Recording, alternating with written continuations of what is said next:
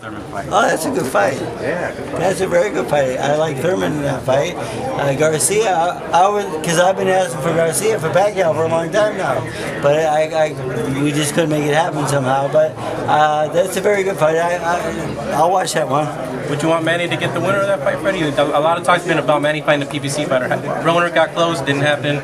Maybe Garcia Thurman sounds good to you? PBC fighter, I don't know what that really means. You know, the thing is that fighters are fighters. I mean, just because he's under contract with somebody else doesn't make him good or better or worse, or or no good or. But I mean, I have no problem fighting either one of those guys. Yes, we'll take the winner of that possibly, but there's a lot of negotiations involved also. I mean, just because I want it doesn't mean that it's going to happen. Because Bob has to do his job and Manny has to negotiate and say yes, and they're always trying to cut the purse. So.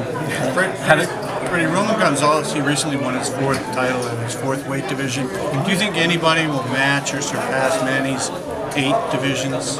I don't think that'll happen in our lifetime, and I know we all have a couple of years left, but I don't think that anyone will beat Manny's record in my lifetime. Well, how do you feel about Stephen A. Smith commentating the fight, knowing that he bet you some shoes, like if I'm not mistaken, and he's not been the biggest Manny Pacquiao fan, and he's going to be doing a color commentating for the fight? I didn't know that, but I like Stephen. He's been nice to me. I did his show and so forth, and I was being a little bit cocky, and I made a bet with him, and it cost me a couple $1,000. But I mean, I paid, so I have no problem with him. I think he's a nice guy. I don't know if he's a great commentary on boxing. I don't know his knowledge of boxing, to be honest with you, but I hope he knows it better than I think he does. Freddie, one of your former fighters, Bernard Hopkins, just announced his final fight, December 17th. What do you think about that? Well, I mean, he's unusual. He's like different for being able to last this long and at this age and so forth. And he's still a good fighter. And I take my hat off to him. I mean, he can still fight. And again, like his last fight, it's like you can't take fighters' words on that. I mean, it's just like this game is. Fucking hard to quit, I'm telling you.